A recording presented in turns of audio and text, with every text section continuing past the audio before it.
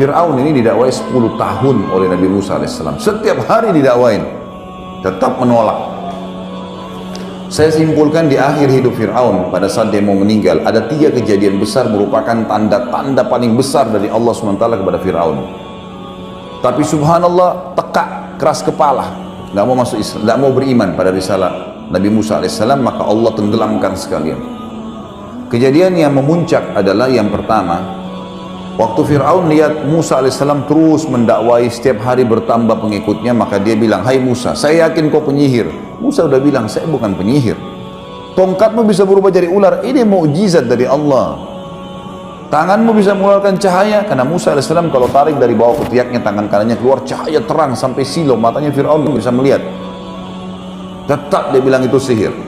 Sebagai bukti sihir, saya akan tantang kamu dengan penyihir-penyihir saya. Baik, kalau Musa mengatakan kalau itu yang kau ambil putusan, silahkan, gitu kan? Iklankanlah di seluruh wilayah Afrika, seluruh Eropa, wilayah kekuasaannya, panggil semua penyihir yang merasa punya ilmunya paling hebat, datang. Fir'aun undang. Fir'aun sudah dianggap Tuhan, datang semua, dan boleh minta imbalan apa saja. Terkumpul dalam beberapa riwayat, ada yang mengatakan 1000 penyihir, ada yang mengatakan 10.000 penyihir. Kita ambil jumlah terbesar lah, 10.000 penyihir datang. Semua mengaku hebatnya. Begitu mereka ketemu sama Fir'aun, sebelumnya Fir'aun sempat tanya Musa, wahai Musa, kapan ini?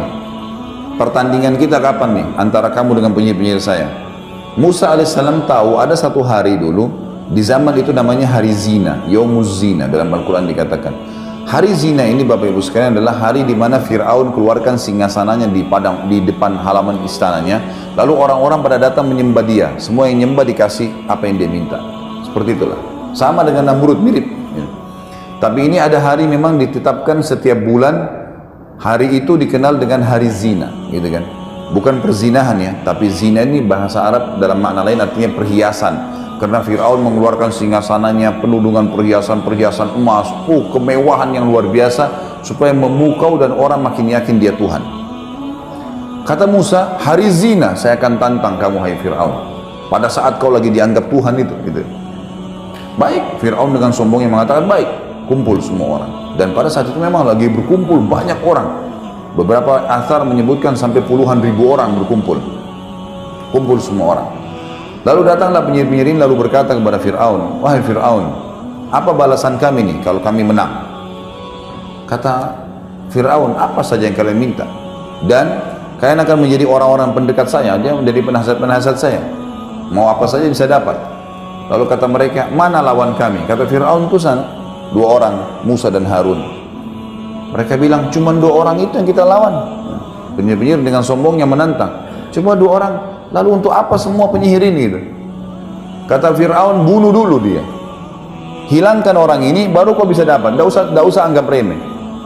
Baik, semua penyihir-penyihir ini sepakat kumpul. Kita nggak usah lama-lama nih, mumpung lagi ditawarkan jabatan yang tinggi, keluarin ilmu pamungkas kita saja. Ilmu tertinggi dalam ilmu sihir adalah ilmu mengubah benda yang tadinya tidak bergerak jadi bergerak. 10.000 orang semua ini pegang tali, kemudian mereka lempar untuk dijadikan sebagai ular yang bergerak. Pertamanya mereka bilang pada Musa, wahai Musa, kamu yang nunjukkan kemahiranmu dulu atau kami duluan? Kata Musa, silahkan duluan, lihatkan saja. Maka mereka pun akhirnya, kata Allah, mengubah tali-tali mereka, yukhayyalu min sihrihim annaha tas'a, mengubah dengan sihir mereka seakan-akan tali itu bergerak, berubah jadi ular dan bergerak. Maka semua orang bersorak-sorak waktu itu.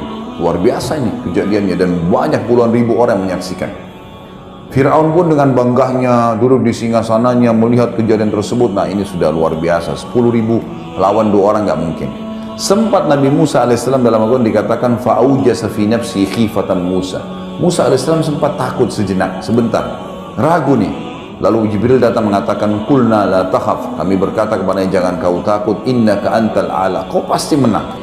Tapi tetap kejadian ini tidak membuat Fir'aun beriman, nggak beriman. Lalu apa yang terjadi? Kita lihat kejadian besar yang kedua. Allah datangkan lagi, ini saya bilang Bapak Ibu sekalian, kalau orang tidak gunakan akal fikirannya, hati nuraninya, sudah ada peringatan tidak dipegang, sudah ada peringatan, ya, sudah ada sampai kepada kita informasi untuk ibadah, tidak mau ibadah, maka nanti Allah datangkan peringatan lebih besar daripada itu. Kejadian kedua yang besar pada saat itu, berjalanlah kehidupan Fir'aun seperti biasa. Musa alaihissalam juga berdakwah, lalu Allah timpahkan cobaan yang berat yang kedua kepada Fir'aun dan pengikutnya, ditimpakan musim peceklik, kering, Mesir kering, gak ada air, sampai sungai Nil yang merupakan sumber kehidupan utama masyarakat Mesir habis airnya, habis kering, gak ada air. Fir'aun berusaha secara manusiawi, gitu kan, mendatangkan air, berikan tumbal. Ini sungai Nil ini sudah dilemparin sapi, lemparin kambing, lemparin anak gadis, tumbal, nggak kalah ada airnya. Lalu dia lakukan upaya yang terakhir, sudah bertahun, ini berjalan setahun atau 2 tahun, kata ulama berbeda pendapat, setahun atau 2 tahun terjadi musim peceklik yang panjang, tidak ada lagi air. Lalu Fir'aun melakukan upaya terakhirnya adalah membiayai prajurit-prajuritnya untuk pergi keluar Mesir. Di wilayah Afrika yang lain ada air, datangkan air. Tapi karena kemarau panjang, habis air, dengan hikmah Allah, prajurit-prajurit yang jumlahnya ratusan ribuan orang pergi ambil air itu, mereka kehausan tengah jalan, mereka minum air itu, sehingga tidak ada air. Terakhir sekali pengawalnya Fir'aun mengatakan, nih ya Fir'aun, air tinggal ini, segelas ini, nggak ada lagi.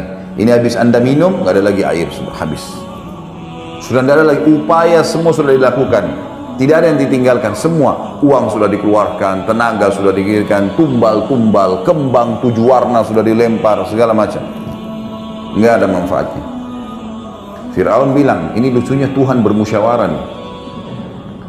Apa saran kalian? Mereka semua diam, tidak ada lagi. Apa yang mau dilakukan? Semua sudah dilakukan upaya maksimal, dan begini caranya Allah mengingatkan sebenarnya. Gitu. Terakhir ada satu orang penasihatnya bilang, begini Fir'aun, ada satu yang belum anda lakukan, tinggal satu ini, nggak ada lagi sudah. Fir'aun dengan semangat, apa itu? Anda belum minta kepada Tuhannya Musa,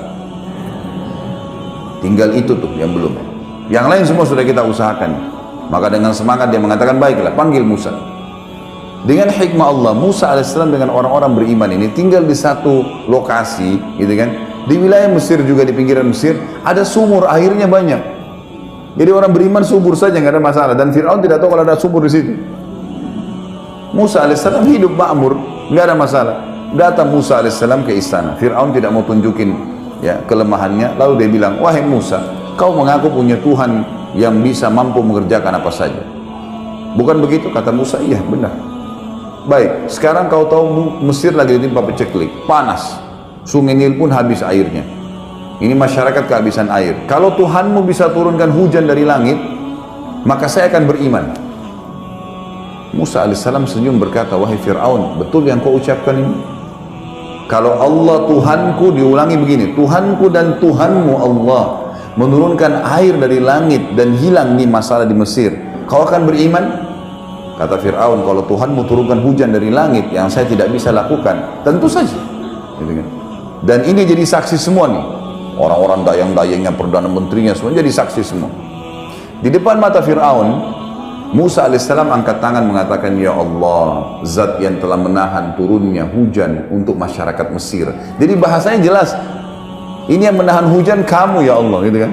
Ya Allah, zat yang telah menahan hujan untuk masyarakat Mesir, turunkanlah hujan ini sebagai tanda kebesaranmu. Belum Musa alaihissalam turunkan tangannya, hujan lebat sebulan non-stop sampai sungai Nil penuh, semua masyarakat hidup tenang lagi kembali. Pertanyaannya, beriman ke Fir'aun?